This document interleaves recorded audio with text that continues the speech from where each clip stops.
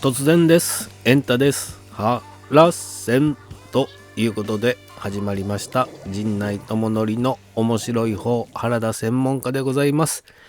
この番組は日々私が見ちゃったもの、聞いちゃったもの、食べちゃったもの、飲んじゃったもの、撫でちゃった猫のことなんかをお話ししております。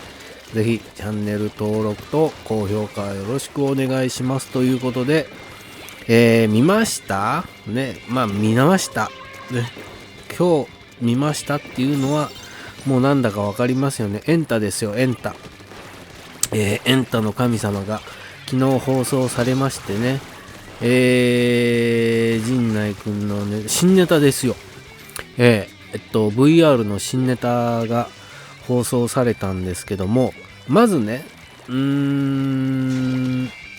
見て気づいた方いるかどうか分かりませんけども、エンタのモニターって43なんですよね。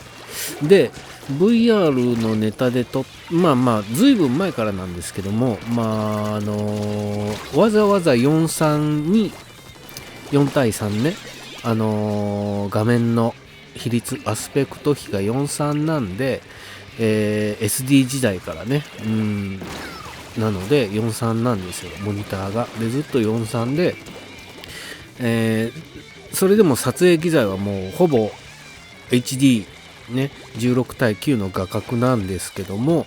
43にリサイズしてというか、左右を切ってね、素材を作ってたんですけども、ネタによってはね、16級で撮って左右エンタ用に左右切れても大丈夫なように撮影して、でエンタでは43でルミネとか、ルミネかな、他でやると言ってもちょっと経ってから他の局で、例えば TBS とか富士なんかでやるときに16級で出すみたいな感じではやってたんですけど、昨日のVR のネタ見ました？陣内とモニターがこう両方映ってる絵の時にちょっと違和感感じたかもしれませんけれども、モニターが16級になってたんですね。なってたというか、モニターはね、43のままなんですよ、スタジオのモニターは。だから編集上で上からね、ネタの映像素材を貼っつけて、モニターがさもね16級になってるかのように編集されてたんですが、あれ手の込んだ編集してましたね。でネタのね、こう分かりやすいところで言ったらバッタ目線やない、バッタがフォーク見る目線やないかいって言った時にこうバッタのイラストが出てきてとか、一塁の審判の目線やないかって言った時にこう野球の、グラウンドのイラストが出て、ここ一塁の塁審がこういう風に見てますよって矢印が入ったりとか、非常になんていうんですかね、分かりやすくっていうのね、いいことなのか悪いことなのか分かりやすく、テロップで補足がされていたんですけども、どうなんですかね。僕はどっちでもいいというか、エンタなんでそうなんだろうなとは思って見てたんですけども、ただね、分かりやすいばっかりがやっぱりね、考えなくていいから楽なんですよね。ただ楽と楽しいっていうのは字が一緒だからね、こう勘違いするっていうのはここでね何度も僕は言ってるんですけども、こう考えなくていいから笑いもついててね、ここで笑うんだわーっていうのはもうなんていうんですかね、こう一方的じゃないですか。切り口がというか視線がね、あまりにも一方的すぎるんですよね。でもそうじゃなくて分かりにくいことっていうのは何が面白いんだ。例えばね、全く説明なく累進の目線やないかいって突っ込まれた時に何の説明もなくね、自分がもし理解できなかった時にそれ何が面白いんだろうって思った時に考えるじゃないですか。どういうことなんだろうね。審判目線って言われて、野球には審判がキャッチャーの後ろのね審判と塁審一塁と三塁のね塁審がいてて、どっちも審判は審判なんですけど、そっちの目線かいっていうことをこうね分からなかった時に考えるじゃないですか。ってで、例えば野球をね検索します。Google 野球審判ってやった時に、審判ってキャッチャーの後ろだけじゃないんだって、そういう発見がありますよね。っていうことをわからないことをなんていうかな、ほったらかしにしないようにするためにあえて分かりにくくというかね、こう知らない人を置いていくっていう感じじゃないんですよね。僕だけ知らない、こう笑ってる、笑いがつけられてるね、笑ってるからこう僕だけ知らないんだ、どういうことなんだろうって調べるということをさせるというかすることも必要だよなって思うんですよね。だからこう単純に分かりやすく説明して何も考えずに笑えるっていうこともある意味いいことではあると思うんですけど、そればっかりになっちゃうとこう発見するというかね、自分で考えることがどんどん自分で考える機会を奪っているというかっていうのは、これはいけないなって僕は思うんですよね。だから分からないことがあってもいいし、理不尽なことがあってもいいと思うんですよ。ただそれがなぜなんだろう、どうしてなんだろうっていうことを考える、または調べるっていうことをしなくちゃダメですよってね、暗に言うというか、わからなかったら調べますよ普通なんですが、それがもう今や普通じゃなくなっているんじゃないのかなという危惧すら感じるんですよね。だからわからないことは調べるっていうのが当たり前だった時代じゃもうなくなってきてしまうんじゃないかっていう恐ろしさがありますよね。ああいう分かりやすくしてしまう。それ武田砂鉄さんがね、分かりやすさの罪という本をね、去年の今ぐらいですか出してるんですけども、本当にそういうことですよ。池上彰さんの説明が分かりやすい。ちょうどね、その分かりやすさ罪、この原線ラジオでも取り上げて話してますけども、池上彰さんが分かりやすいニュースをねこうしてると、その池上彰さんの本とほぼ同時期に、武田砂鉄さんは分かりやすさの罪という本を出して、一方池上彰さんは同時期にですよ、ちょっと待ってくださいね。池上彰さんが分かりやすさの罠という本を出してるんで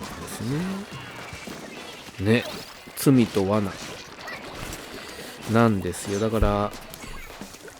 僕が言ったようなこの分かりやすさの罪ね、分かりやすくすることによって考える機会を奪ってやしませんか、または考えることを放棄させているのじゃないかなという危惧があるので、エ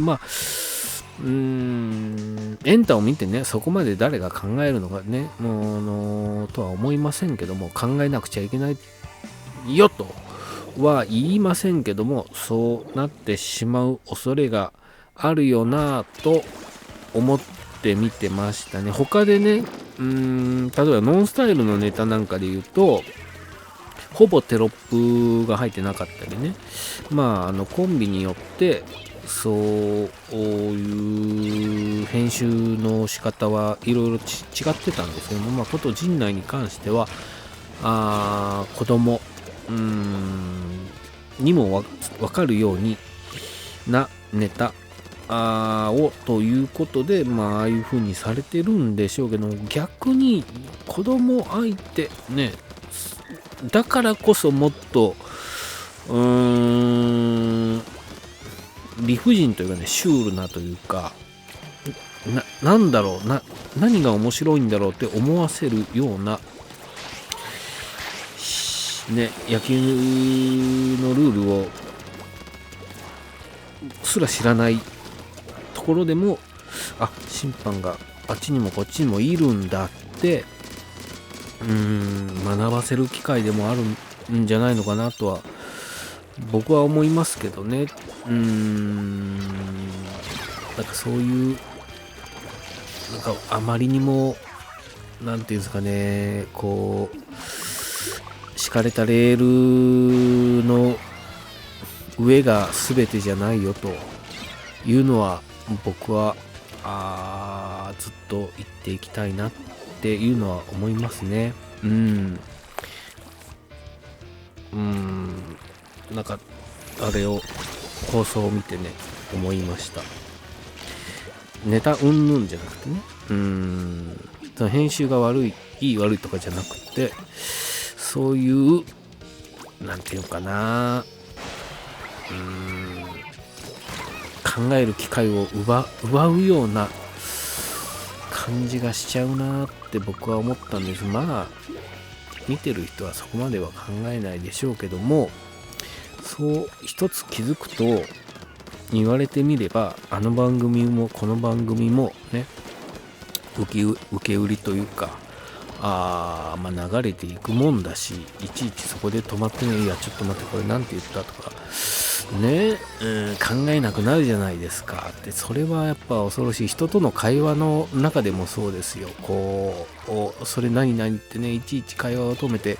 説明を求めるんじゃなくて、なんかね、パッと面白そうね、好きな映画のタイトルを言われたけども僕は知らないね、頭にメモして、で会話が終わってからね、こう後で検索して、なんだったらネットフリックスやアマゾンプライムであったらそれを確認してみて、いや言ってた映画見たよってね言いたいじゃないですか。ってなったらやっぱりね、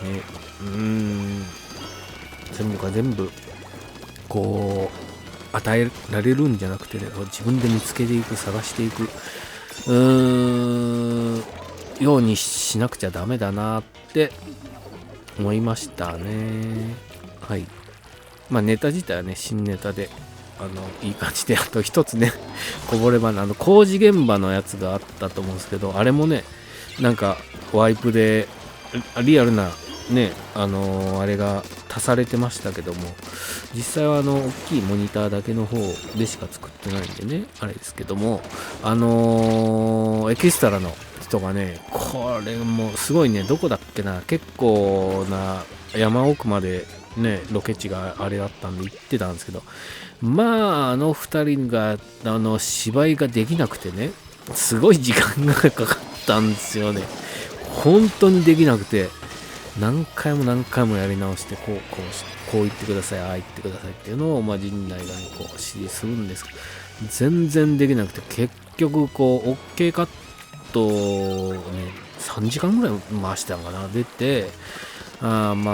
れつないで見たところ、それでもやっぱりどうも違うなってことで、セリフなくて恋愛シミュレーションゲームっぽくなったっていうのが一つ裏話ですかね。あとね、放送では1個カットされてたのがあったんで、それはおそらく YouTube の方では全部やりますんで、お楽しみにといったところですかね。はい、今日はエンタの神様のお話でした。チャンネル登録と高評価よろしくお願いします。ありがとうございました。